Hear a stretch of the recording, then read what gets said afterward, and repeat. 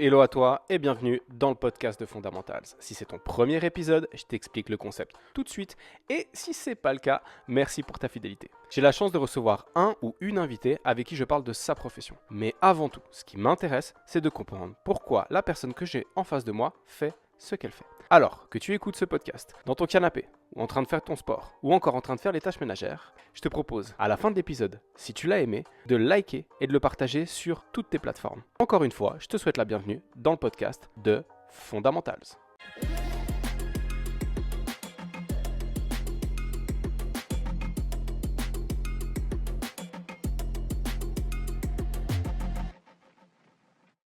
Hello Morgane, bienvenue dans le podcast. Salut Ken, merci beaucoup. Comment tu vas? Ça va et toi? Ça va bien, je te remercie. Morgane, pour les gens qui ne te connaissent pas, est-ce que tu pourrais te présenter et tu utilises l'axe de présentation que tu as envie? Ok. Bon, je m'appelle Morgane, j'ai 30 ans. Je suis coach de sport. J'ai aussi été bodybuildeuse. Je m'occupe de gens en présentiel, donc je fais du personal training au Let's Go Fitness de plusieurs sur Genève. Mhm, Je fais aussi du suivi en ligne, donc ça concerne les programmations de sport, les programmations alimentaires ou les deux en même temps. mhm, Et voilà, ça c'est mon travail à plein temps. Je suis indépendante sur Genève. ok. J'ai un Bengale, voilà. J'ai un chat. Euh, Est-ce que c'est ton activité à 100% ou est-ce que tu as une activité annexe qui n'a rien à voir avec le coaching? Non, je fais tout, je suis indépendante full sport à 100%. Ok, Je travaille aussi dans une ONG au Grand ok, Saconnet où, en fait, enfin, il y a cinq ONG différentes dans le bâtiment. Et en fait, je fais deux cours chez eux le mercredi midi.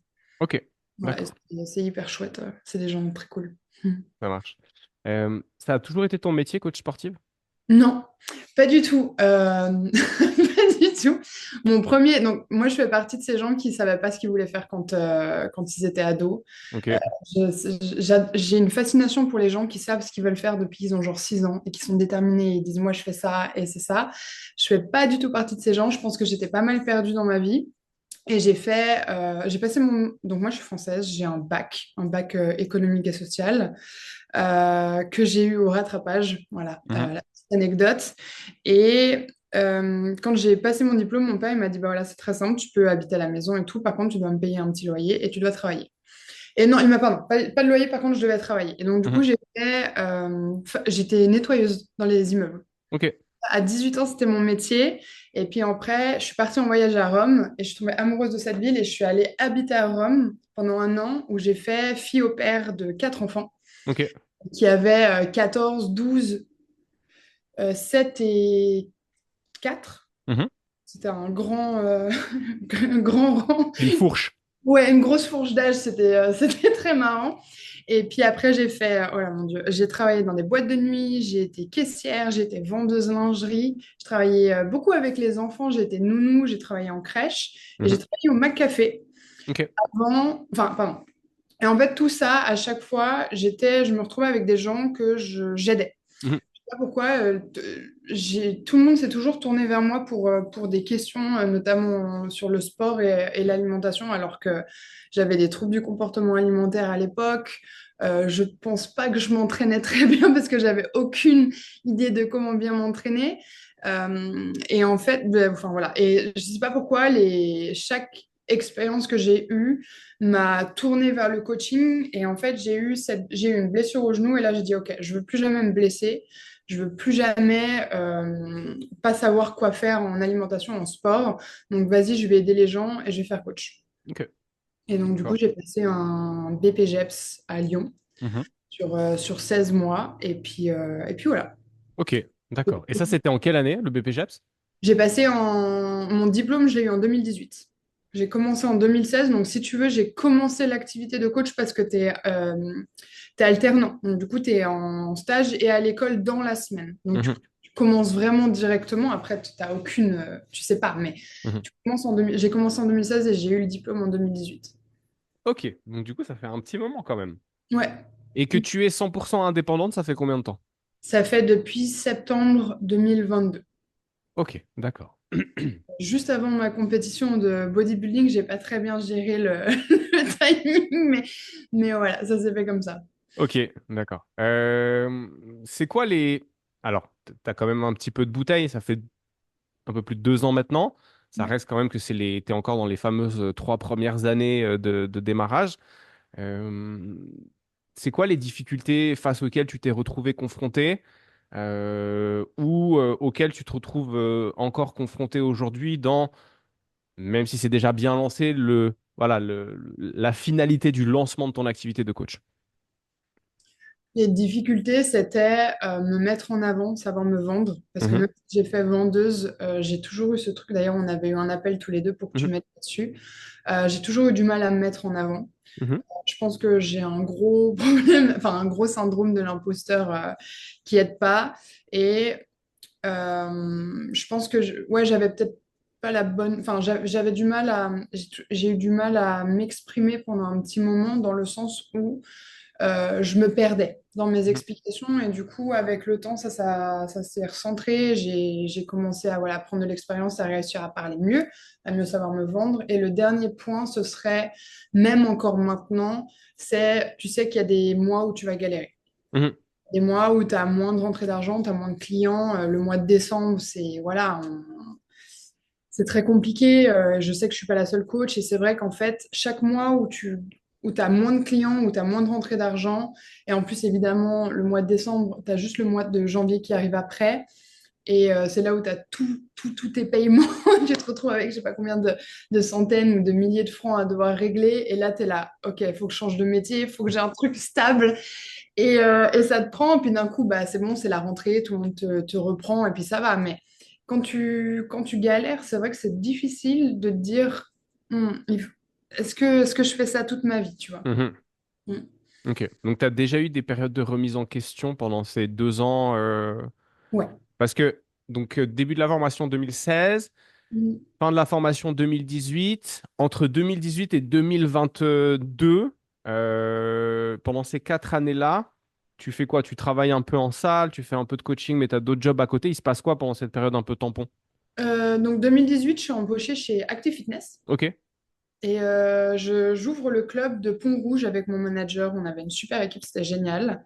Et juste avant le Covid, donc bah, début 2020, je passe manager du club Procter Gamble. Donc Procter Gamble, c'était un tout petit club qui était dans l'entreprise Mhm.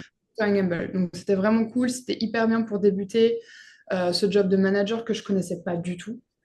Euh, et en fait, bah, il y a eu le confinement, il y a eu le Mhm. Covid. J'ai pas du tout été manager. Enfin, faut dire ce qu'il y a, tu vois. C'est sur le CV, mais je l'ai pas vraiment été. Et puis après, en fait, le club a fermé parce que le Procter Gamble ne voulait pas renouveler le bail. Mhm. Parce que vraiment, pendant 5 ans, il y a eu que des galères avec Active Fitness, donc ils étaient un peu dégoûtés. Et moi, j'ai pas réussi à récupérer ça. J'ai bifurqué en tant qu'assistante manager à Lausanne Chaudron à l'Active Fitness. Mhm.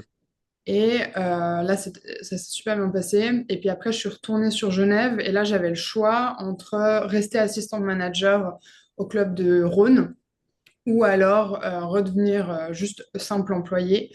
Et moi, j'ai fait le choix de redevenir simple employé parce qu'à ce moment-là, je travaillais aussi chez Rolex. Mhm. Donc Rolex, ils avaient fait construire un petit fitness et en fait, je travaillais là-bas. Et en fait, j'oscillais entre bah, Active Fitness, donc être employé là-bas, donner les cours et puis en plus avoir le job à Rolex. Ok. C'était enfin, mes trois pôles différents. Et puis après, quand je suis repassée à Rhône, pardon, là, j'ai eu l'occasion de passer chez Let's Go Fitness et je me suis dit, OK, j'allais bosser au club des Paquis, qui est très axé body. Je veux dire, il y avait Léo Stussi qui bosse Mhm. là-bas. Enfin, tu vois, il y avait Marco. Je me suis dit, OK, là, je peux upgrader mon game et apprendre plein de nouvelles choses. Donc, je me suis dit, OK, vas-y, go, je vais chez Let's Go. Et j'ai commencé le body à ce moment-là et je sais pas si c'est le fait d'être en prépa. Je pense que c'était un petit peu un mix de tout et puis j'avais un peu fait le tour, mais j'arrivais plus à être employée, j'arrivais plus à avoir donné pardon, envie de donner des cours collectifs, j'avais plus envie d'être employée. Mhm. Et en plus, à côté de ça, je faisais un petit peu des suivis à droite à gauche, tu vois, genre sur des potes ou des trucs comme ça. Et là, je me suis dit, OK, j'ai envie de faire ça. À l'époque, j'avais mon copain qui m'avait dit, écoute, je te soutiens financièrement, lance-toi. Mhm. Et voilà, c'est comme ça que ça s'est fait. Ok, cool. Euh, dans les feats où tu as travaillé, alors là, tu as, bon, t'as le cours que tu donnes dans les ONG, mais bon, c'est pas une salle de fitness, on est d'accord? Si, alors il y a une Ah, salle de fitness, ok, mais moi, enfin, je donne les cours collectifs en fait. J'en donne d'accord. deux. Ce qui est cool, c'est que c'est 45 minutes, c'est Ouais, bien payé, c'est cool, tu vois. d'accord. Procter et Gamble et puis Rolex, toi qui as travaillé en salle de fitness, Let's Go Active, donc salle de fitness généraliste, et puis salle de fitness, entre guillemets, privatisée pour les sociétés, est-ce qu'il y a une différence dans l'attitude des clients? Est-ce que déjà la salle, elle est payante pour eux ou pas? Ou est-ce que c'est offert ou à un prix dérisoire? Et est-ce que tu as l'impression que parce que c'est dans l'entreprise, il y a une différence d'investissement par rapport à comment est-ce que les gens viennent s'entraîner, voilà, l'énergie qu'ils mettent à ça, versus les clubs Let's Go ou Active? Euh, je dirais que alors il y a une différence. Donc Rolex, les clients ne payaient pas. Ok. À savoir que c'était que une certaine partie de l'entreprise qui pouvait aller. Je ne sais pas Mhm. du tout si j'ai le droit de dire ça ou pas. J'en sais rien. Bon, c'est pas grave. Mais il y avait qu'une seule partie de l'entreprise. C'était vraiment le haut gratin Ok. de Rolex qui pouvait venir s'entraîner. Moi, j'ai pas vu de gens qui se la pétaient. Je veux dire, ce qui était chouette, et c'est ça que j'adore au finesse d'ailleurs, c'est qu'en fait, tout le monde est au même niveau. Que tu sois. Et pourtant, il y a eu le gros PDG de Rolex, Mhm. vraiment, qui est tout là-haut. Moi, je lui parlais normalement, il me parlait Mhm. normalement. Enfin, voilà, il y avait aucun problème. Donc, ça, c'était cool. Par contre, après, c'est sûr que ils étaient hyper bien traités dans un certain sens, parce que la salle, elle était incroyable. Mhm. Où vraiment on voulait faire en sorte que les gens ils se sentent bien. Ouais. Ok. Procter Gamble, c'est une entreprise américaine. Le mindset, il est un petit peu différent. Moi, j'ai pas trop. Enfin, il y a des gens avec qui ça allait très bien, mais c'était des gens qui manquaient énormément de respect. Mhm. C'est-à-dire que tu allais au fitness, donc eux, ils avaient le droit au linge. Ils prenaient le linge et quand tu vas au vestiaire, tu as le panier de linge. En gros, quand tu sors du vestiaire, tu as juste à poser ton linge dans le panier, d'accord? Il est devant toi, là, là. Tu peux pas ne pas passer devant. Et là, tu arrives, c'est le soir, c'est la fermeture, et tu rentres dans le vestiaire et il y a les linges partout, Ok. partout. Et ça, c'est le bas de... Enfin, tu vois, Ouais. c'est le haut de l'iceberg. C'était que des manques de respect. Il y avait des gros problèmes avec les cours collectifs où ils devaient s'inscrire et personne ne respectait. Enfin, c'était... Les prises de tête avec les clients, c'était à ça tous les jours. Donc, tu avais un gros sentiment de... Ouais, de... Les gens étaient très imbus d'eux-mêmes. Ok. D'accord. Alors que enfin, je trouvais qu'il n'y avait pas vraiment lieu d'eux. Moi, Il n'y j'en ai a jamais lieu de. Ouais, de qui tu es dans Procter Gamble. En fait, là, tout le monde est au même niveau. Ok. Et puis voilà, par contre, les gens étaient hyper à fond sur leur entraînement. Ok. Ils étaient très, très à fond sur leur entraînement, surtout sur les cours collectifs. Là, les cours collectifs, ça marchait de fou. Et l'ONG, tu vois, c'est marrant, l'ONG, c'est hyper cool parce que, je sais pas si c'est parce que bah, c'est une ONG, les gens sont un peu plus gauchistes ou des trucs comme ça, de manière générale. Je fais un peu une généralité, mais les gens sont très cool. Mhm. Ils sont très, très cool, tu sais, ils viennent, ils veulent juste faire leur sport, mais ils sont pas du tout prises de tête. Enfin, tu sais, c'est cool. C'est vraiment Ouais. cool. Ok. Mm. D'accord. Donc, Du coup, ouais, je me posais cette question, étant donné que toi, tu as vu le fitness dans ses différentes configurations. Je me demandais s'il y avait une différence, mais... Non, enfin, pas pour l'ONG, pour Rolex, du Mhm. coup, j'ai trouvé. Par contre, Procter Gamble, oui, vraiment. Ouais, ok, d'accord. Vraiment, où tu sens que les gens, ils sont... C'est vraiment cet esprit un peu américain, mais je l'ai pas trouvé... Enfin, moi, d'habitude, je trouve l'esprit américain relativement bien sur certaines choses. Oui, Et là, du coup, je l'ai pas retrouvé. Enfin, je l'ai retrouvé de manière très négative. C'était ok. vraiment genre, on se bouffe l'un l'autre, Ouais, ouais. toi, tu dégages, je prends ta place. Enfin, et c'était un peu particulier. Genre, tu sentais que c'était pas sain Mhm. et positif, je dirais. D'accord, ok.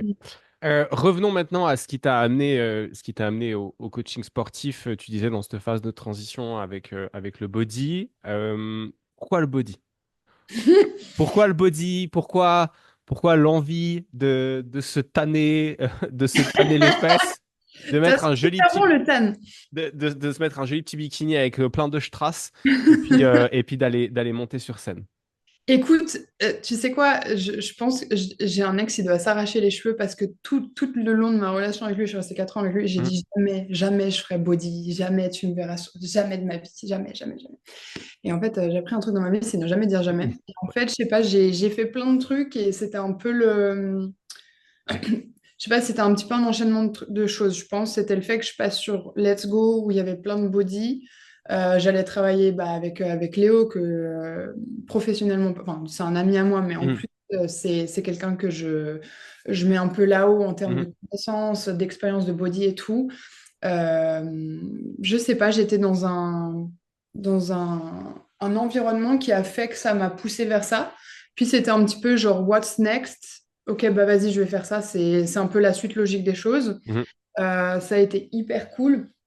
Après, ouais, en fait, ça a été hyper cool dans le sens où j'ai appris énormément de choses et je suis extrêmement contente d'avoir fait ça parce que sinon, j'aurais pas pu avoir certains équilibres que j'ai dans ma vie maintenant. Ok. Comme quoi, par exemple?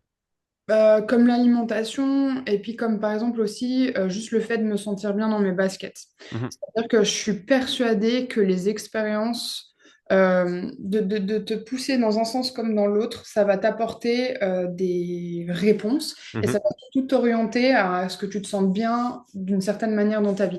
Tu peux pas, et c'est marrant, c'était une fille que je suis sur Instagram qui en parlait, elle disait tu peux pas avoir certaines réponses à tes questions sans vivre les expériences. Et donc, du coup, de te pousser Fact. dans une diète voilà, hyper stricte, etc. Alors, je recommande à personne de faire body parce que faut vraiment vouloir, mais enfin, si vous voulez le faire, tant mieux. Mais je dirais juste partir sur vivre une diète et une diète stricte. C'est quelque chose qui peut t'apporter beaucoup de réponses dans le sens de savoir comment ton corps fonctionne, à quoi est-ce qu'il va réagir, pourquoi est-ce que, enfin, tu as besoin de quoi pour être très sec, pour être plus rempli, etc., etc. Mhm.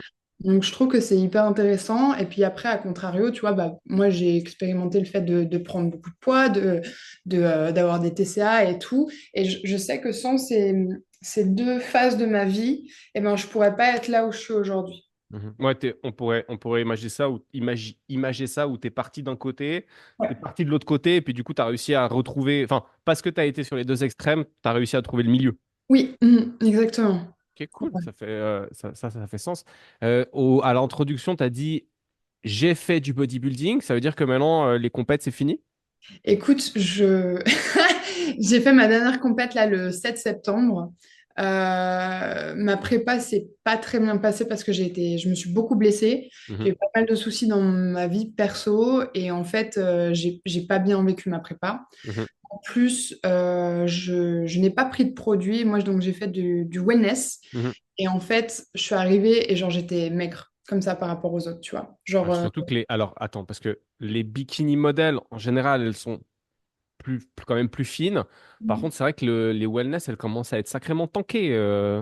ouais, en Ok. fait, si tu veux, si tu vas pas dans une compétition naturelle, tu sais que les wellness, généralement, sauf si elles ont une giga chance génétiquement parlant, et voilà, elles prennent toutes des produits. Mhm, Et en fait, du coup, moi, j'ai fait le choix de pas en prendre. J'aurais pu, hein. J'ai fait le choix de pas, parce qu'il y a des choses qui ne m'intéressaient pas dans ce que ça allait m'apporter. Et d'ailleurs, aujourd'hui, je suis très contente de ne pas l'avoir fait.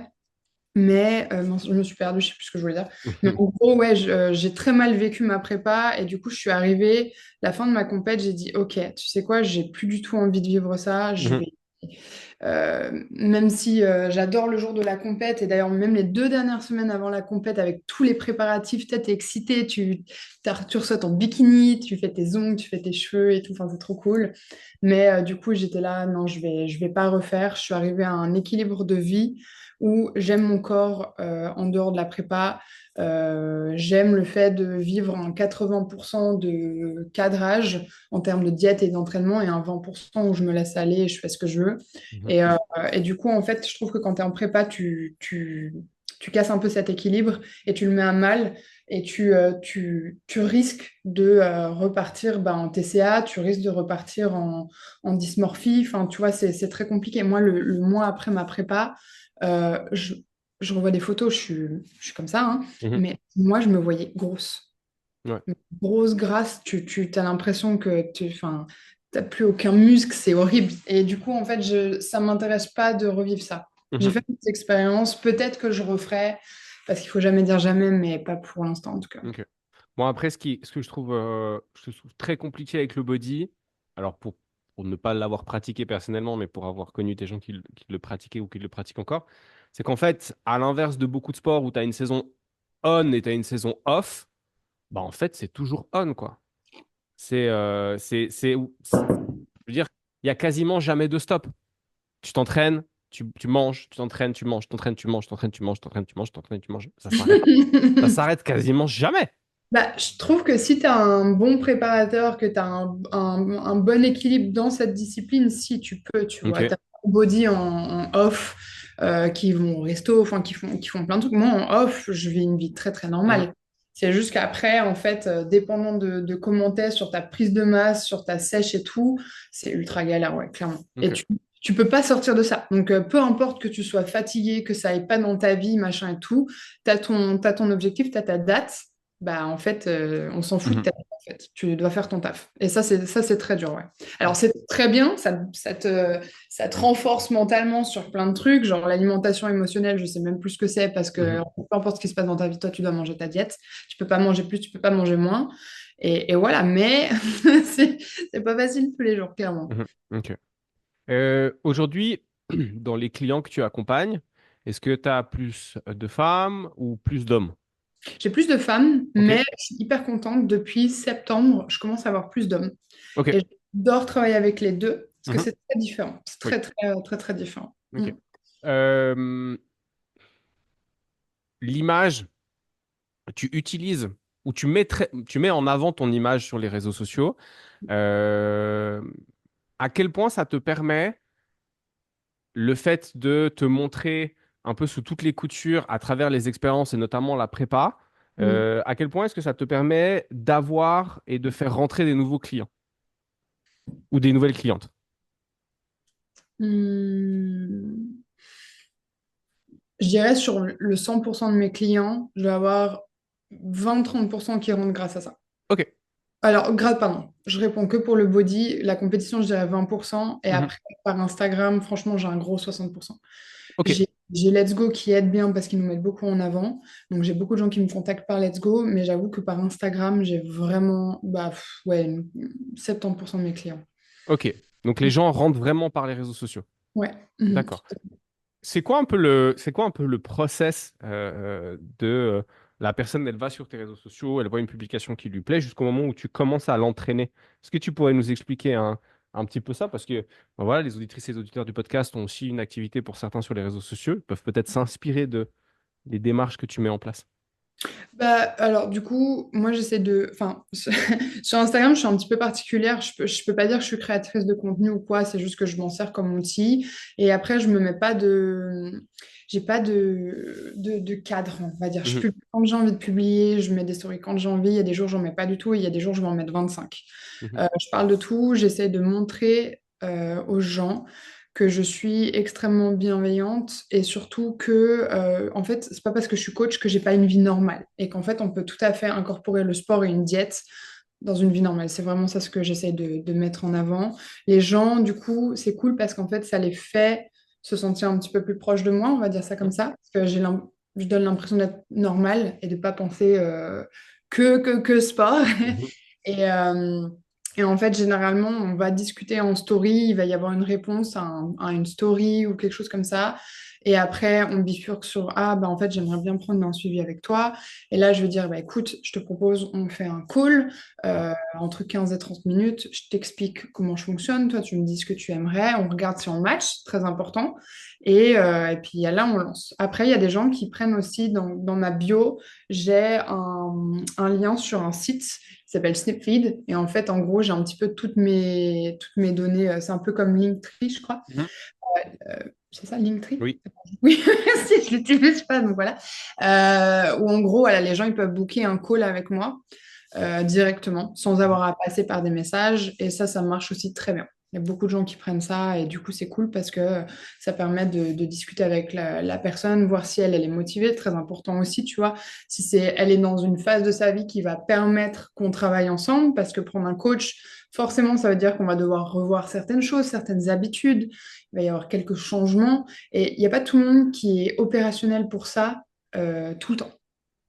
C'est intéressant. Comment tu mets le doigt sur est-ce que la personne elle est opérationnelle pour créer le changement ou pas opérationnelle pour créer le changement?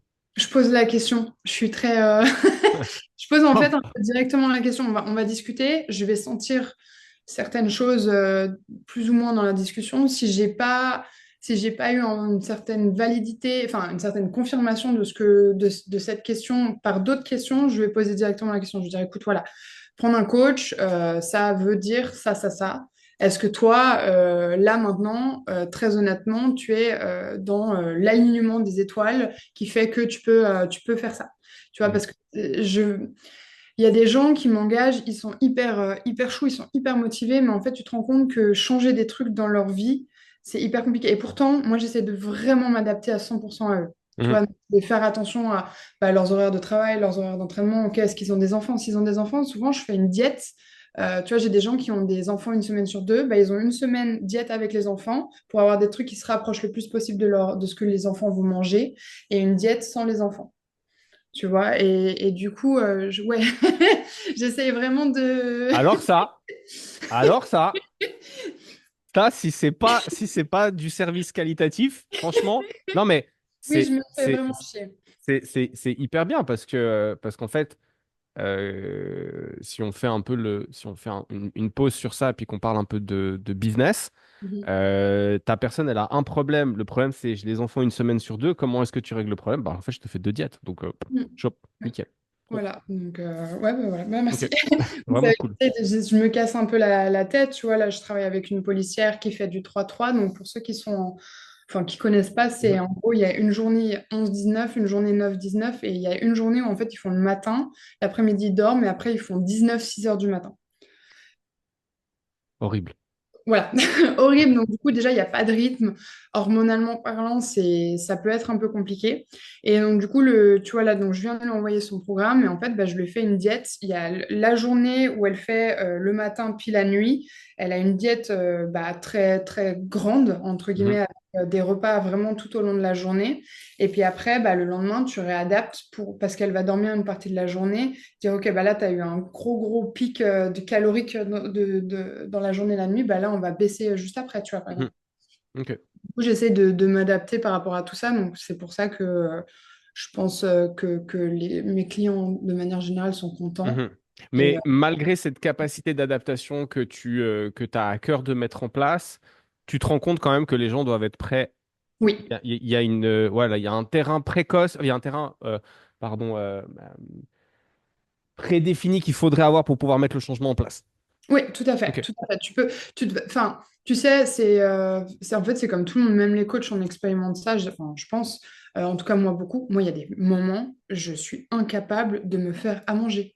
Genre, je Mhm. suis incapable de suivre ma diète. Mentalement, je suis pas là. Je peux pas. Je peux Mhm. pas. Je peux pas aller faire mes entraînements comme d'habitude. Je peux pas faire du 5 sur 7 ou du 4 sur 7, peu importe. Mais c'est pas possible. Et tu as des gens, bah, c'est comme ça en fait. Et tant qu'ils n'ont pas résolu certains trucs dans leur vie ils pourront pas. C'est comme arrêter la cigarette, c'est comme, enfin, pour moi, c'est Oui, un peu oui. pareil, tu vois. Ok.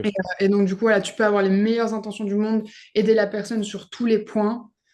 Si elle change, enfin, elle sort pas de certaines choses dans sa vie, c'est compliqué. Ok. Et du coup, ça t'arrive de dire non?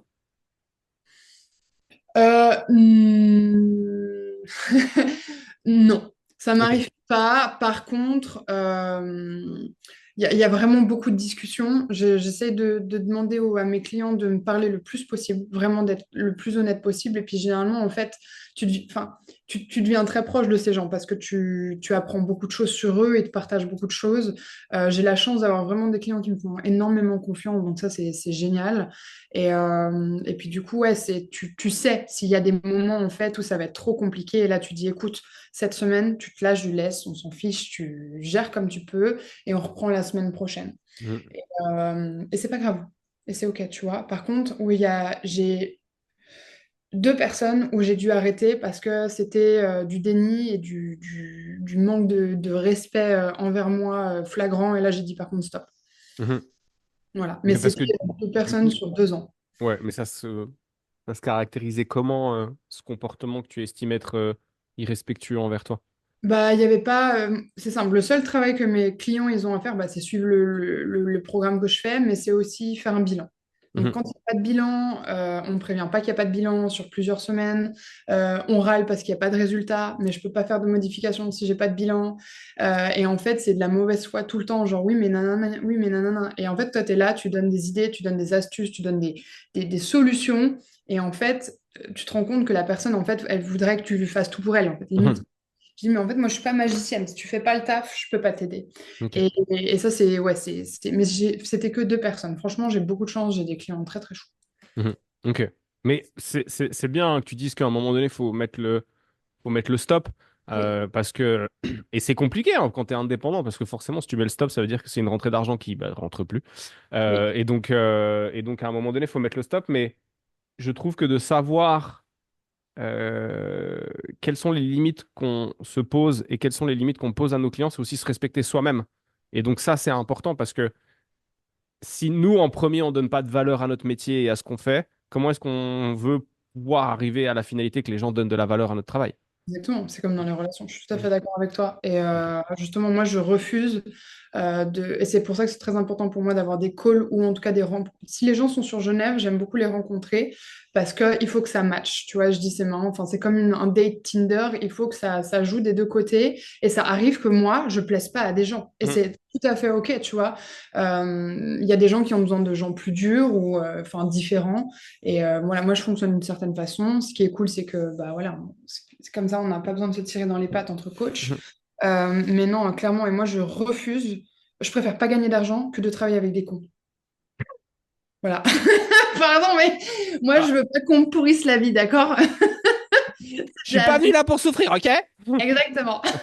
Moi, Ok, ouais, mais oui, non, effectivement, je trouve que je trouve que non, mais je trouve que t'as raison parce que euh, être indépendant, c'est pas facile déjà, peu importe l'industrie. Donc si en plus c'est pour avoir des clients avec qui, Mais c'est ça en fait. euh, Si c'est pour que tu te retrouves comme quand tu es employé à devoir gérer bah, tout le monde parce que tu es obligé de gérer tout le monde, mhm, moi j'ai pas fait le choix de devenir indépendante et de galérer mhm, sur l'admin et tout pour me retrouver à galérer avec mes clients aussi. mhm, Donc voilà, mais je suis contente parce que de manière générale, je crois que j'attire beaucoup de gens qui ont un peu le mindset que j'ai, ou en tout cas qui sont contents ouais, qui sont bienveillants et mhm. sont choux et qui bossent. Donc du coup, franchement, je suis vraiment pas à plaindre.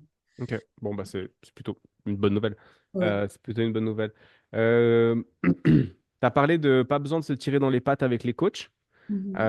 De manière générale, vu que tu parles de ça, comment tu trouves les relations ou la relation avec entre les coachs de manière générale? On peut utiliser le prisme à travers lequel nous, toi et moi, on travaille, c'est-à-dire Let's Go, parce qu'on est dans une chaîne, on est à plusieurs collègues qui travaillent aussi, qui sont tous indépendants. S'il y a un client dans la salle et que ce client il est avec moi, ça veut dire qu'il n'est pas avec toi.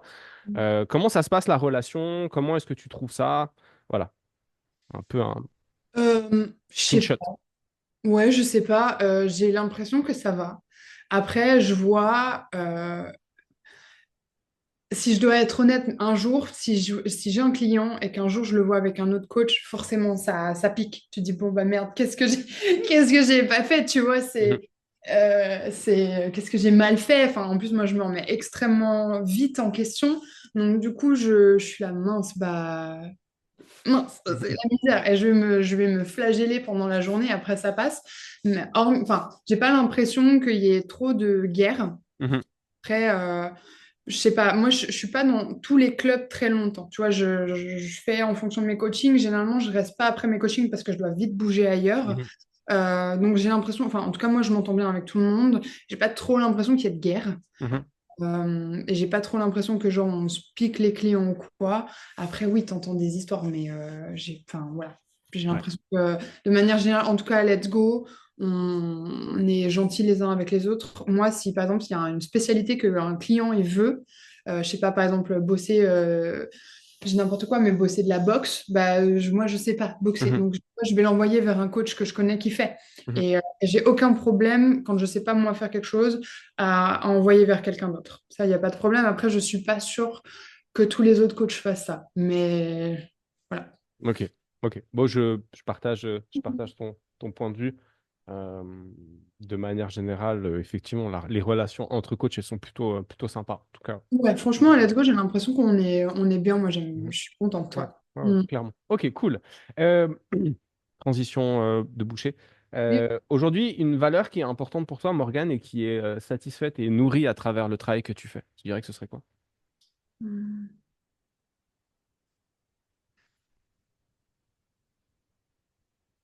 Ah, Ah, j'ai écouté ah, tes ah. podcasts, j'ai écouté deux de tes podcasts hier et j'étais là, putain, je réponds quoi à cette question? Euh, Alors, ouais, est-ce que je le mets dedans? Comme tu fais, on te fera. Comme tu fais, Je on sais te pas si fera. ça peut. Tu peux Euh, répéter la question? Attends. oui, alors attends, parce que j'essaie de. L'idée, c'est d'avoir une valeur. Oui, Alors, ça, ce serait un mantra. oui, ça c'est mon constat de voilà. Ce que tu Ah. fais, ce que tu fais, on te fera. Est-ce qu'on pourrait appeler ça le respect? Oui, Lui non, non, donner un tu autre sais nom? quoi, alors, vraiment une valeur que j'aime partager dans mon travail, etc., c'est la bienveillance. Ok. C'est la bienveillance parce que c'est quoi en plus, enfin, c'est marrant, j'ai eu une discussion de ça avec un body une fois et puis il me disait ouais de toute façon les gens ils se trouvent des excuses machin et tout. Moi je suis pas d'accord sur la vie elle est pas facile encore moins maintenant et je trouve qu'en fait être bienveillant et rappeler aux gens tu vois que tu peux avoir des objectifs tu peux avoir des engagements que tu veux tenir auprès de toi-même c'est ok si des fois en fait t'arrives pas à le faire parce que, bah, comme j'ai dit avant, tu vois, tu as des phases de ta vie où les étoiles ne sont pas du tout alignées et c'est compliqué de tout avoir. Et ça, je travaille beaucoup ça avec mes clients. Sur des fois, bah, ils enchaînent des blessures ou, je sais pas, avec le travail, les enfants et tout, ça va pas. Et ils peuvent pas s'entraîner comme ils veulent, comme ils peuvent, non, comme ils veulent, pardon. Et du coup, c'est très compliqué mentalement pour eux de se dire, mince, là, je peux pas, alors que je veux, mais je peux pas. En Mhm. fait, moi, je travaille beaucoup ça en disant, mais en fait, là, il faut juste accepter que c'est une phase, genre, elle est indépendante de toi. Et d'ailleurs, c'est ah, j'arrive plus à parler aujourd'hui. C'est les stoïciens Mhm. qui disent beaucoup, en fait, il faut se focaliser sur ce que tu peux contrôler, il faut lâcher ce que tu peux pas contrôler. Et Mhm. ça, c'est quelque chose que je fais beaucoup avec mes clients. Et j'essaie d'être très bienveillante avec eux parce que je trouve qu'on est très méchant avec nous-mêmes, qu'on se met des fois beaucoup trop la pression alors qu'il n'y a pas lieu d'être. Et que le but du jeu, en fait, c'est que plus toi, tu es bien dans ta vie et plus tu te lâches la grappe, et ben, plus tu auras de résultats et plus tu arriveras à faire des choses. Mhm. Voilà, donc je dirais Ok, bienveillance. bienveillance. Ok. T'as dit c'est pas facile de vivre de manière générale et encore moins aujourd'hui. Pourquoi est-ce que tu estimes que c'est plus difficile aujourd'hui qu'avant? Je trouve que enfin, j'ai l'impression, je suis pas toute seule, je crois, j'ai l'impression que depuis le Covid, euh, Mhm. la vie, elle est devenue vachement plus intense, beaucoup plus Mhm. stressante. Euh, j'ai l'impression qu'on a le temps de rien. Mhm. Et je le vois avec mes clients quand je discute avec eux, moi je le vois dans ma vie, tu vois. Et je trouve que, ouais, on a perdu dans un certain sens en qualité de vie. Ok. Tu vois, les gens ils tombent beaucoup plus malades, il y a beaucoup plus de dépression, beaucoup plus de burn-out. Enfin, je sais pas si c'est moi en vieillissant qui fais plus attention à ça. Je sais pas si c'est aussi parce que bah, maintenant, voilà, je travaille avec des gens qui peuvent être sujets à ça et que je le remarquais pas avant parce qu'avant j'étais employée et puis genre, j'en sais rien. Mhm. Mais en tout cas, j'ai l'impression que depuis 4 ans, ouais, c'est un peu, 5 ans, pardon, c'est un peu compliqué. Ok. J'ai pas du Ok, tout cette vision-là. ok, bah vas-y, explique-moi. Non, non, mais j'ai pas du tout cette vision-là. Alors, je suis d'accord avec on a le moins en moins de temps, Mhm. mais je pense aussi on Moi, prend pas tant de mettre, tu sais, sur pause. oui, alors C'est-à-dire que et moi le premier, hein, et là j'ai décidé que j'allais faire un effort en 2025. Alors forcément, je suis comme tous ces gens avec plein de bonnes résolutions au début de l'année. On est sur la première semaine, donc pour l'instant ça tient. Mais tu vois, ah tiens, j'ai 5 minutes où il se passe rien, et en Mhm. fait, je vais prendre mon téléphone pour m'occuper.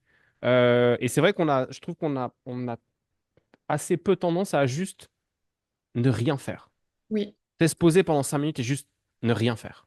tout à fait. Donc voilà. Par rapport à ce que tu disais, par rapport à la vie un peu plus difficile, euh, moi je trouve pas, mais je t'explique mon raisonnement, c'est que nous on vit dans un espèce de cocon préservé.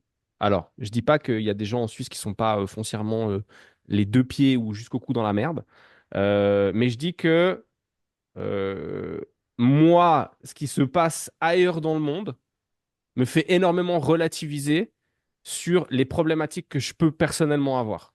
Ouais. Et que à la fin, je me faisais cette réflexion l'autre jour, c'est qu'au final, moi, je peux choisir la quantité de pression que je me mets sur les épaules. Ok. Parce que être indépendant, c'est un choix. Mhm. Et je peux difficilement me plaindre d'un choix que j'ai fait moi-même. Oui, des fois, c'est dur, mais ça reste que j'ai choisi de me mettre dans cette position-là. Ok. Donc voilà. Et puis moi, j'essaie de relativiser, enfin, je relativise pas mal versus ce que je peux voir à l'extérieur. Donc c'est pour ça que j'ai pas ce sentiment-là, ou moins ce sentiment-là. Ok. Mais c'est très personnel, hein. Je dis pas que t'as pas raison, hein. Loin de là. Non, mais je pense que c'est... Voilà, Et tout dépend du prisme que tu prends c'est exactement. clair. Non, moi, Mais oui, c'est par mon- contre, je Oui. trouve que, et ça tu me diras ou pas, si, je trouve que les réseaux sociaux ont un très bon côté, c'est de connecter les gens entre eux, et ça c'est très bien. Par Oui. contre, je trouve qu'il y a beaucoup de messages qui mettent énormément de pression sur les épaules des gens. Tout à Voilà. fait. Ouais. Tout à fait. Juste, c'est marrant que tu dis ça. J'ai beaucoup envie d'en parler en ce moment. Tu vois, justement, avec ce que tu disais sur, tu sais, sur les résolutions, Mhm. tout ça, tout ça.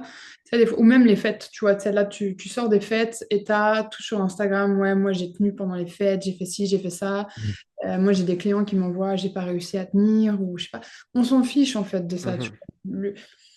On s'en fiche, tout le monde fait comme il peut, et c'est clair que les réseaux, ils ont un très très bon côté, et en même temps, ils te mettent une pression monstre, parce que bah, moi, j'ai l'impression que genre, si je poste pas tous les jours, et que je poste pas des vidéos d'entraînement et de machin et de trucs, bah, je suis une sombre merde, Mhm. et je vais jamais avancer dans ma vie et tout, et c'est difficile, tu vois. Et je pense que les gens un peu lambda qui voient des trucs de sport partout, des gens courir, qui se disent, ah bah moi j'ai pas réussi à faire ça pendant mes vacances, ça leur met la pression et elle est pas bonne, clairement. D'ailleurs, tous les troubles du comportement alimentaire ne sont absolument pas aidés via ça. Là, c'est trop bête. C'est tellement bête, mais genre, je suis tombée sur une publication d'une marque que j'aime beaucoup. Donc, il faut savoir que sur Instagram, je suis que des comptes qui me boostent. Mhm. C'est-à-dire que j'ai aucun compte qui va me mettre, enfin, qui va me faire me sentir comme un caca ou qui va m'apporter des informations qui me servent à rien. J'essaie de suivre que des comptes qui m'élèvent un petit peu le cerveau. Et j'ai juste deux, trois comptes, genre de marques que j'aime bien. Et là, je tombe sur ce post et je vois que des meufs, mais genre archi bien foutues et tout. Et là, je commence à rentrer dans un cercle vicieux de ah, mais regarde, elle est comme elle est bien foutue. Ouais, mais il faudrait que je sois bien foutue comme elle. Et il faudrait que je sois plus musclée. Du coup, il faut que je m'entraîne plus. Mais là, ça va pas. Et, et tu sais, Et là, je suis là, ok. Pose le Mhm. téléphone, recommence à bosser.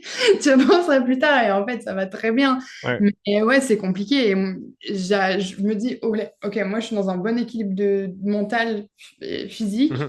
Mais des gens, des filles surtout que je connais qui n'ont pas cet équilibre-là, bah, c'est hyper compliqué pour elles, tu vois. Mhm. Ouais. C'est... Oui. Moi, je commence à avoir une aversion de plus en plus poussée.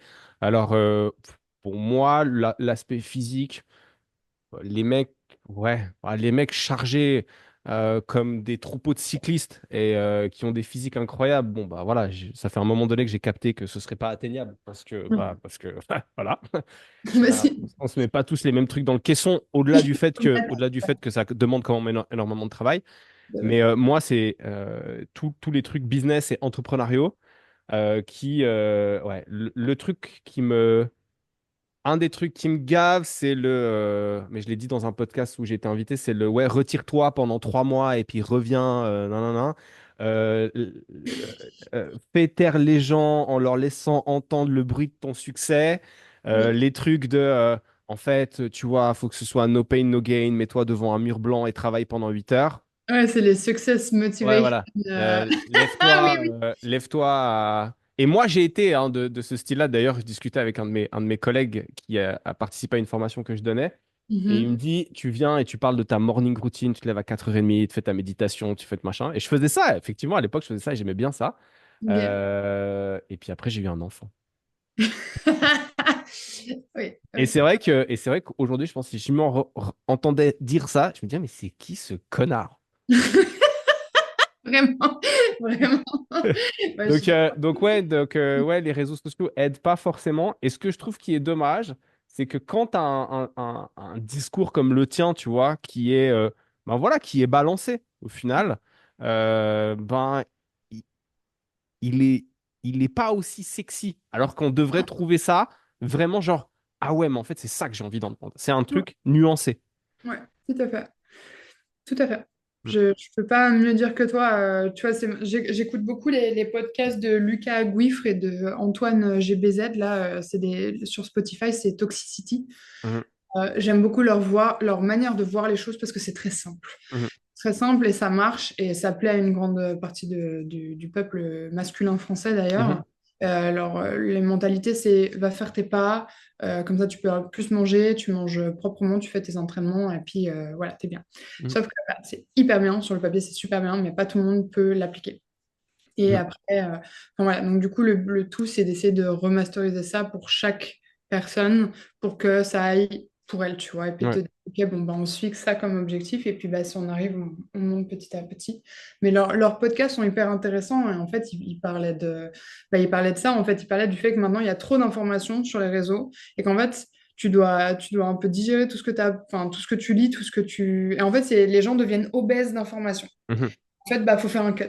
Mhm. C'est bon, et j'ai écouté ça hier et je disais, il faut que je le ressorte dans le podcast à un moment donné. Je trouvais ça très bien. En fait, faut réussir à cutter, sauf que bah, les trois quarts des gens ne savent pas ce qu'ils doivent cutter, tu vois. Mhm. Donc, pour perdre ce poids d'informations qu'ils ont, donc c'est un petit peu compliqué.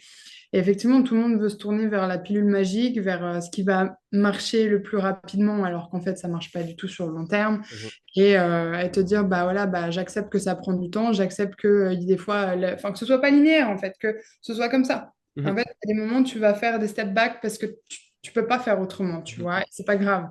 Et en fait, des fois, on est un peu trop focus sur le moment présent en disant ouais, mais là, du coup, je suis en train de retourner en arrière, merde, c'est horrible, mais en fait, tu retournes en arrière ou alors tu stagnes et ça va durer un tout petit peu. Sur une année, c'est rien du tout, tu vois. Des fois, en fait, il faut essayer de faire dézoomer aux gens pour dire ok, mais en fait, sur tant de temps, c'est pas grave du tout, on s'en fiche. Ouais. Il y a la même chose dans l'entrepreneuriat et dans le coaching aussi. Mhm. Et moi, ça, c'est une phrase qu'un ami coach m'a dit il y a un petit moment en arrière. Je lui dis, ouais, mais en fait, je vais pas partir en vacances. Je crois que ça fait une année, 2 ans que je suis en activité. Et je vais pas partir en vacances parce que là, cette semaine, j'ai eu moins de clients que la semaine dernière. Il m'a dit, mais en fait, le problème, c'est que quand tu démarres, tu vois ton activité de semaine en semaine. Alors Mhm. qu'à la fin, si cette semaine-là, tu as fait 10 séances en moins, mais qu'en fait, ces 10 séances, tu vas les compenser sur tout le reste de ton année, bon, bah en fait, à la fin de l'année, l'important, c'est d'avoir évolué et progressé, mais pas juste de semaine en semaine. Et le problème, c'est que si on est microscopique, bah, comme tu le dis bien, en fait, on est hyper violent envers nous-mêmes. Ah Et ouais, on prend jamais le temps de mettre sur pause ou de relâcher. Et tout à comme fait. on est notre propre monture et qui veut aller loin ménage sa monture, bah, on s'envoie à un moment donné dans le mur. Et ça, c'est pas cool. Très belle phrase. Ouais, tout à fait. Tout à fait. Qu'est-ce que tu cherches à accomplir à travers ce que tu fais, Morgane, aujourd'hui? Euh, ok, j'explique pour répondre. J'ai été profondément malheureuse une grande partie de ma vie parce que j'étais pas contente avec moi-même, parce que j'avais des traumas qui faisaient que j'avais besoin de plaire aux gens, que j'avais besoin de me plaire, enfin, bref, à moi-même. Comme j'ai dit, tu vois, j'ai eu des troubles du comportement alimentaire pendant très longtemps. Euh, J'ai été très méchante avec moi-même et j'ai eu des gens dans mon entourage, dans mon entourage qui ont été extrêmement méchants avec moi. Mhm. Pas dans mon entourage proche, hein, heureusement, mais voilà. J'ai eu Je remercie ces gens parce que je ne serais jamais qui je suis aujourd'hui sans eux, d'accord? Mais voilà, je pars du principe, comme j'ai dit aussi avant, que bah, tu vois, tu sais, suivant les vies qu'on a eues, c'est pas toujours facile pour tout le monde. Et je pense que voilà, comme avec ma valeur, j'essaye d'être le plus bienveillante possible parce que je veux que les gens se sentent bien dans leur vie. Mhm. Je veux que les gens, ils arrivent à... et c'est ma bio Insta d'ailleurs, c'est trouve ton équilibre dans ta vie, dans ton assiette. Je veux que les gens, ils comprennent que l'alimentation, c'est leur meilleur pote. Mhm. Que plus ils seront bien dans leur vie, bah, plus tout s'alignera et tout jouera, tu vois. Donc c'est ça que j'essaye de faire à travers mon travail, c'est vraiment aider les gens pour qu'ils se sentent bien. Je j'ai pas de clients, enfin et d'ailleurs j'en veux pas, j'ai pas de body, je veux dire, ça m'intéresse pas. De Oui, toute c'était façon, une question que je voulais te poser. Tu fais pas de la prep. non, Ok. c'est trop compliqué et c'est trop chiant. Moi j'étais très chiante en tant qu'athlète, du coup, non, ça va. J'avais une amie qui avait préparé une fille pour une compète et franchement, elle m'a pas fait rêver du tout, tu vois. Ok. C'est très cool, mais le travail que ça te demande, je trouve que tu as C'est un retour sur qui est pas c'est dingue. marrant parce que 2 épisodes en arrière, j'ai interviewé un coach qui, le podcast n'est pas encore, bah, quand le nôtre sortira, il sera déjà sorti, mais Ok. et en fait qui est personal trainer et préparateur et C'est qui dit qui? Christopher Vial à Fribourg. Ok. Et il dit en fait, j'adore ça, je trouve ça absolument génial. Et c'est marrant, en fait, la différence de perception de, de ça, Mhm. du même, Non, non, du même job. il faut un level de connaissance juste dinguissime, surtout que maintenant les trois quarts des gens veulent prendre des produits et du coup, moi, jamais de ma vie je ferais prendre des produits à quelqu'un parce que je ne suis absolument pas Mhm. préparatrice là-dessus. Et puis ouais, enfin, ça demande un level de connaissance. C'est pas que, je dirais pas que je l'ai pas, mais ouais, en tout cas, il y a une partie que j'ai pas. Et pour l'instant, non, je pense même jamais. Ça m'intéresse pas tant de me tourner vers ça. En plus, ouais, tu sais, c'est vraiment du détail, enfin, là, moi, j'aime déjà avec mes clients, c'est bien. C'est très varié, des fois, c'est très compliqué. Et du coup, c'est bien. J'ai assez Mhm. ouais, d'expérience avec eux. Cool. Euh, c'est quoi le revers de la médaille de tout ce que tu fais? Hmm.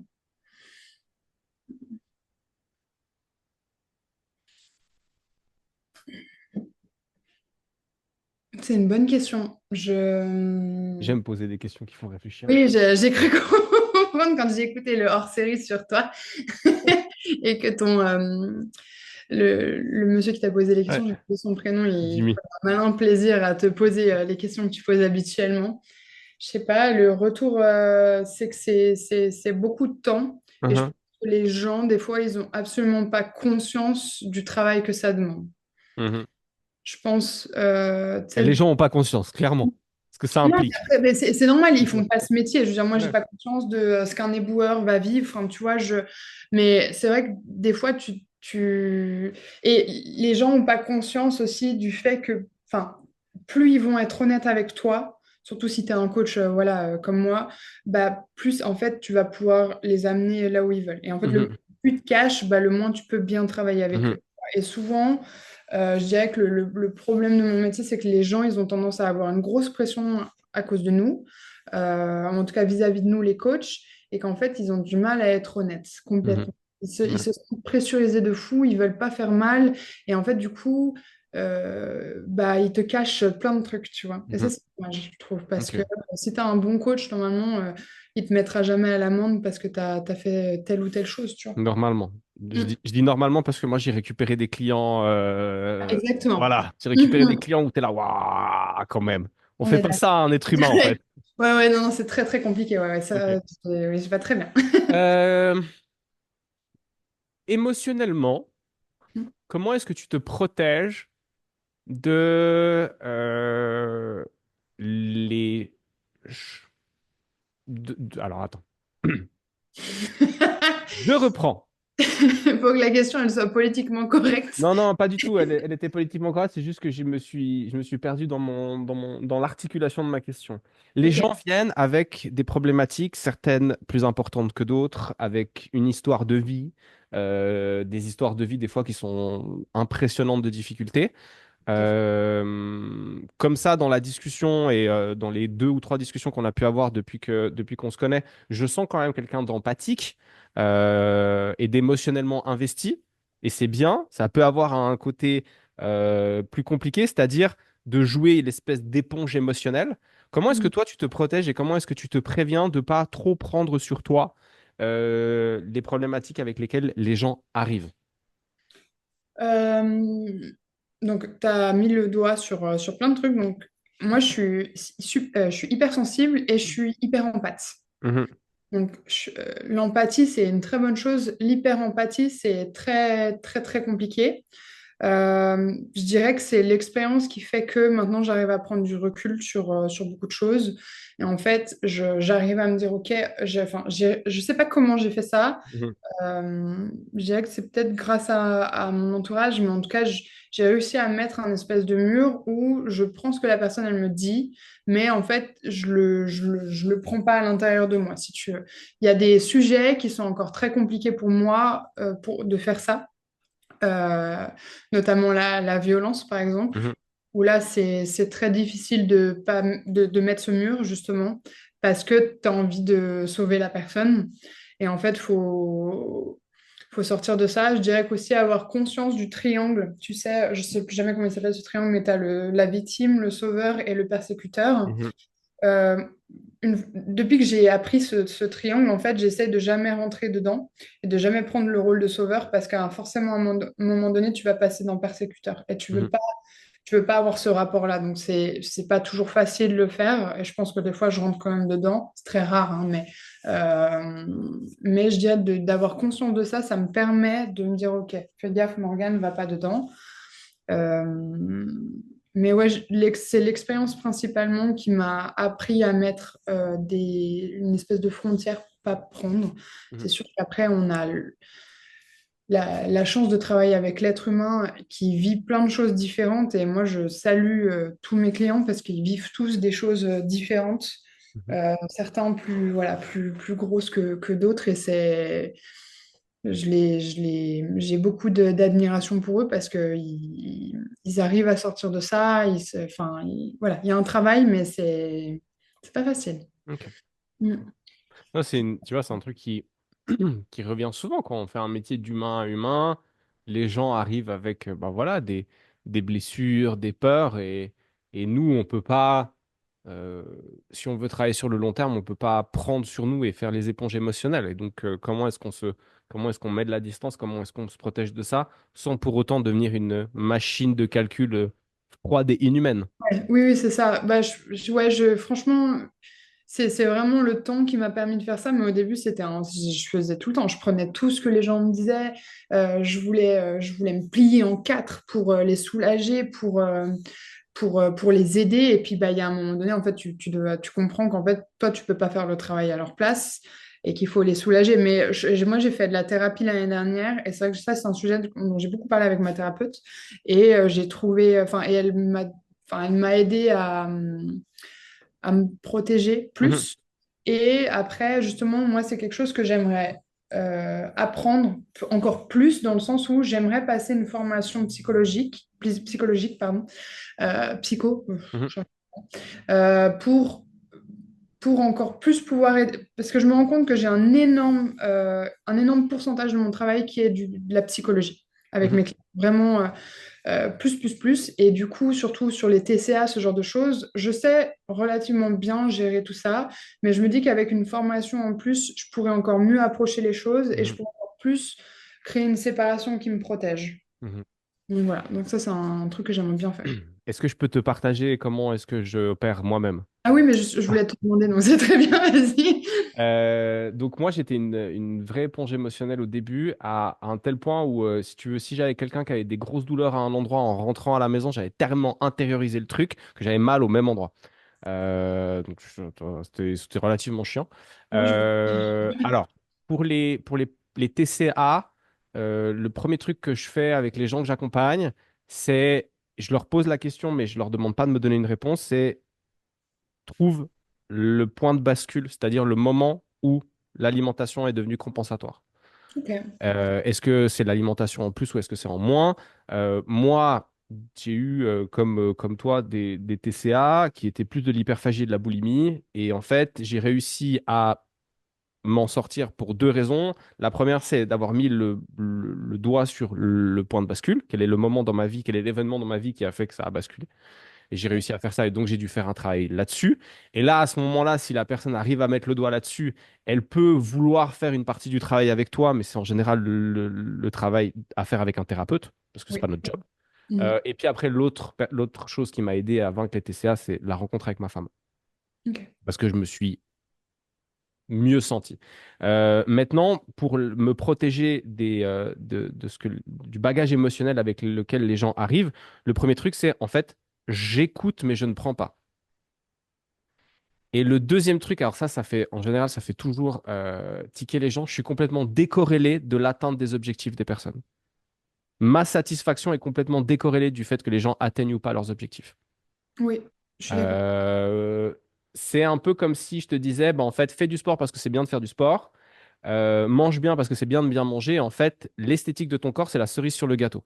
Ouais, tout à fait. Moi, mon job, c'est en collaboration avec mon client ou ma cliente, de lui proposer la meilleure structure qu'on peut mettre en place. Lui, son job, c'est de utiliser cette structure-là pour atteindre son objectif. Moi, mon job, c'est pas qu'il atteigne son objectif. Ça, c'est son job à lui. Moi, mon job, c'est de lui fournir une solution qui est qualitative. Du coup, je peux te poser les questions moi et toi tu réponds parce que j'adore. C'est exactement ça. Alors, oui, oui, vas-y, C'est trop bien. on peut jouer à ça pendant un petit moment. T'as décrit ce que j'essaye de faire. Mhm, Complètement. C'est exactement pareil. Et je l'avais jamais mis dans des mots comme ça, mhm, donc je suis complètement d'accord avec toi. Tout à fait. Et je trouve ça d'ailleurs très bien. Parce mhm, que ça met la responsabilité aussi aux clients, tu vois, parce qu'ils ont des responsabilités, parce que c'est eux qui sont responsables de leurs actions, qui vont les amener vers leur objectif. Mais c'est à toi de les aider à faire en sorte qu'ils adhèrent à leur plan. mhm. Mm. Ouais. Tout à fait. J'ai un copain, d'ailleurs Ben, si tu écoutes le podcast, coucou. Il fait des contrats de collaboration en fait avec ses clients. Ok. C'est-à-dire que tu as le contrat de coaching, Ouais. voilà, les séances, machin. Puis il fait un contrat de collaboration. C'est quoi les droits et les devoirs du coach? C'est quoi les droits et les devoirs du client? Ok. Droits et devoirs du coach, le devoir du coach, donner les programmes d'entraînement, répondre aux questions, nanana. Ses droits, par exemple, recevoir le bilan. Ouais. C'est quoi les droits du client? Les droits du client, c'est pouvoir poser des questions. Ça. C'est quoi ses devoirs? Faire X pas par jour, faire X entraînement, faire X ci, X ça. À la fin, la personne vient, ça fonctionne pas, je n'ai pas atteint l'objectif, pas complètement. OK, contrat de collaboration. Est-ce que j'ai fait tout ce que je devais faire? Est-ce que tu as fait tout ce que tu devais faire? J'adore. Ben, tu peux m'envoyer ce contrat, s'il te plaît? Je pense que maintenant, grâce à l'intelligence artificielle, si tu mets dans ChatGPT, aujourd'hui je suis coach et j'aimerais faire un contrat de collaboration qui définit les droits et les devoirs de chacun, il va te le sortir. Ok, Mais ça, ça, super. c'est, tu vois, ça, c'est intéressant. Mais vraiment, moi, je me suis senti beaucoup mieux psychologiquement et mentalement du moment que j'ai switché et que j'ai réalisé que mon job, c'était plus que les gens atteignent leurs objectifs, que ça, c'était leur job, mais que moi, mon job, c'était de leur donner les moyens pour qu'ils les atteignent. Ouais, tout à fait. Ok. Mais je crois qu'on en avait parlé sur le call qu'on avait fait. C'est D'ailleurs, possible, j'arrive hein. pas à me souvenir quand est-ce que c'était, si c'était l'année dernière ou l'année d'avant. Je Je crois que crois que c'était l'année dernière. c'était courant 2023, il me Oui, semble. pardon, 2023 pour Ouais, moi, on est toujours en 2024. Je vais switcher à un moment donné. ça va, c'est bon. Ouais. J'ai l'impression, enfin, je me mettais vraiment enfin, la misère psychologique quand mes clients, ils n'arrivaient pas à leurs objectifs ou quand j'avais l'impression de ne pas avoir pu faire en sorte qu'ils switchent dans leur mindset et dans Mhm, leur vie, etc. Et voilà, qu'ils n'arrivent pas à leurs objectifs. Et ça, c'était très, très compliqué pour moi. Et je crois qu'il y a un moment donné où j'ai lâché et notre call m'a beaucoup aidé. mhm, C'est vrai que, bah, comme j'ai dit plus tôt, tu vois, je me remets énormément en question. Et quand ça joue pas, et d'ailleurs, c'est pour ça que je suis un peu fâchée des fois avec certains clients, parce que je crois qu'ils comprennent pas à quel point, en tout cas moi, je me remets en question quand ça marche pas. mhm. Ouais, et donc, du coup, en fait, quand j'apprends après qu'en fait, le taf n'a pas été fait de l'autre côté, ça, c'est chiant. Parce que tu es là, toi, tu t'es mis la misère, puis en fait, tu n'as rien fait de faux. Donc, c'est pour Ben, ça que le le, truc de contrat est très, très bien. le premier truc que tu peux faire par rapport à ça, tu vois, c'est d'abord d'aller demander l'information si le taf il a été fait avant de toi te remettre en question. Dans Oui, la priorisation des choses, ben voilà, va voir d'abord si la personne elle a fait ce que tu lui as demandé. Si elle n'a pas fait ce que tu lui as demandé, bon bah toi, tu n'as pas à te remettre en question. Et puis si dans les faits, elle a fait, mais que ça n'a pas fonctionné ou que la structure n'était pas optimale, bah à ce moment-là, c'est toi que tu dois remettre en question. Mais c'est pas toi que tu dois remettre en question, c'est les modalités selon lesquelles tu as fait le truc. oui, mais maintenant, ça va mieux. Mhm, Mais pendant très longtemps, ça a été hyper compliqué à vivre. Genre, mhm, vraiment, ça me mhm. prenait. Et des fois, j'étais là, mais je sais pas si je vais faire ça toute ma vie parce que je peux supporter cette culpabilité parce que, enfin, tu sais, les gens, ils te font confiance, tu vois. Mhm. Donc, tu n'as pas envie de les laisser tomber. Et puis, en fait, bah, tu te rends compte souvent que, en fait, c'est pas du tout toi, quoi. Donc, c'est vrai que je crois qu'il y a un moment donné, je suis pas sûre que c'était il y a très longtemps d'ailleurs, j'ai eu ce switch où j'étais là, Mhm, mais en fait, ok, pose certaines questions regarde et puis voilà. Mais mhm. Cool. It's time to quiz. Ouh. Je pas Ouh. préparé. Ah, je voulais. Il y a un truc. Ça, je suis très nulle pour dire les trucs que je préfère. Vas-y, j'écoute. Ok. Bah écoute, ce qu'on fait, c'est que tu réfléchis très peu aux réponses que tu vas donner, et puis comme ça va aller tout seul. Ça va. 3, 2, 1, c'est parti. Quand tu étais petite, tu jouais à quoi, Morgane? Euh, euh, police, policier prisonnier, là. Policier prisonnier. Ok. Un aliment que tu n'aimes pas manger. Les crustacés, de manière générale, je suis pas ultra fan. D'accord. Ton outil de travail favori. Mon téléphone. Une de tes manies, si tu en as une. Je touche toujours mes cheveux. Ok. Ta citation préférée. Comme tu fais, on te fera. Un gros mot que tu dis souvent. Putain. Ton film favori. Je sais pas, j'en ai trop. Et je me souviens plus. Alors, non, tu sais quoi, il y en a un, je sais absolument plus du tout comment il s'appelle. C'est la fleur de quelque chose, je te dirai une autre fois, mais c'est un Ok. film qui parle d'excision. Euh, Ok. et il est extrêmement beau. C'est une fille qui débarque au Royaume-Uni et en fait, elle est prise sous l'aile d'un photographe, Ok. d'un modèle. Et puis en fait, il y a toute une histoire par rapport à l'excision qui est autour de ça. Et Ouais. c'est très beau. C'est un très, très beau film. Ok. Euh, Ce que tu aimes le moins dans ton job. Les clients qui font pas leur bilan. Ce que j'allais dire. La chanson qui passe en boucle en ce moment. Attends, je vais te dire ça tout de suite. C'est No Fear de Andromeda. C'est un remix un peu funk. Ok, Genre, tu sais, c'est les stories Instagram, ils mettent tous ça en ce moment et je l'aime trop. ça marche. Si tu pouvais partager un repas avec quelqu'un qui est ou quelqu'un qui n'est plus, quelqu'un de réel ou quelqu'un de fictif, ce serait qui? Hmm. Je vais parler du rappeur Russ, Russ. Oui. C'est un rappeur américain qui fait des textes que j'aime énormément parce qu'il Mhm. parle plein de choses différentes et je trouve que ça s'associe beaucoup avec ce qui se passe. Enfin, je sais pas, moi je match 100% avec une grande partie de ses paroles et j'aimerais beaucoup pouvoir parler avec lui. Ok, d'accord. Ton plat préféré? J'en ai pas. T'en as pas? Ok. Non, j'aime tout. Allez, les pizzas. Ok. Si tu pouvais recommencer, faire un autre métier, tu ferais quoi? Hmm. Euh, hmm. Euh, Policière. Ok. Et puis, une lecture que tu recommandes, peu importe le domaine. Les 12... Attends, comment ça s'appelle? Les 12 habitudes. Où est-ce qu'il est? C'est les 12... Non, pardon. Les 11 lois de l'attraction. Ah oui, Non, de la réussite, pardon. Anthony Robbins. Anthony Robbins.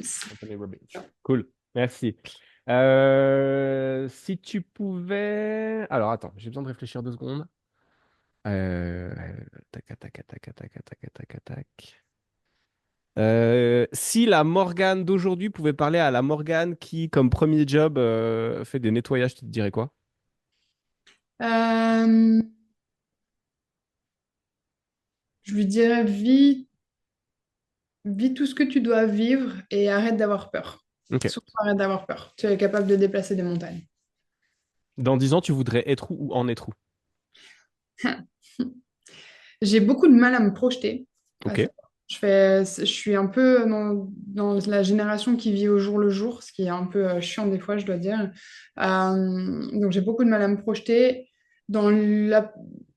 Moi, ce que j'aimerais beaucoup, c'est continuer à être coach, mais Mhm, savoir tellement bien parler, savoir tellement bien aider les gens que j'en fais des formations, j'en fais des e-books, enfin, mhm, quelque chose qui va me permettre de ne pas faire que du coaching toute ma vie et mhm. qui va me permettre d'aider les gens sans forcément prennent un suivi avec moi, par exemple. Ok, J'aimerais basculer là-dedans. cool. Donne-moi un truc positif sur le monde dans lequel on vit actuellement.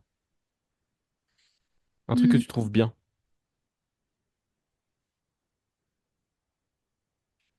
Je sais pas, je trouve qu'il y a quand même beaucoup d'entraide.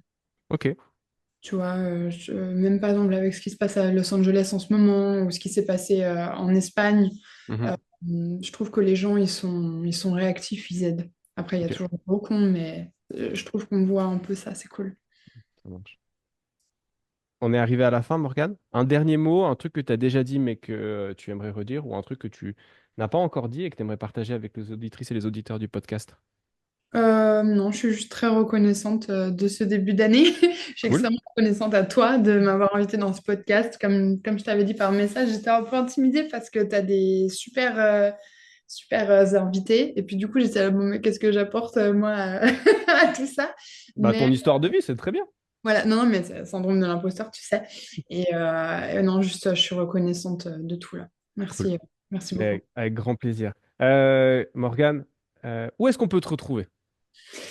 Sur Insta, Mhm, particulièrement, c'est là où je suis le plus active. Il y a aussi TikTok, mhm. même si je suis pas, je crois pas que ce soit ma plateforme. Et, Je il y crois a qu'on est, je crois qu'on est un peu trop vieux pour TikTok en vrai. puis je reçois des messages. Alors, Instagram, c'est un sacré level. Tu vois, genre, j'ai un de mes posts, on m'a dit j'étais en transe, on m'a dit horrible, répugnant. Enfin, j'ai vraiment eu une belle ribambelle d'adjectifs très négatifs. Mais TikTok, c'est le level au-dessus, c'est très sexuel. Genre là, j'ai reçu 3 fois le même message, viens à mon hôtel. Il y a eu un autre truc, genre très, très, très sexuel. Et je suis là, mais enfin, genre, Tu c'est reçois un. des, tu reçois des photos de tub ou pas?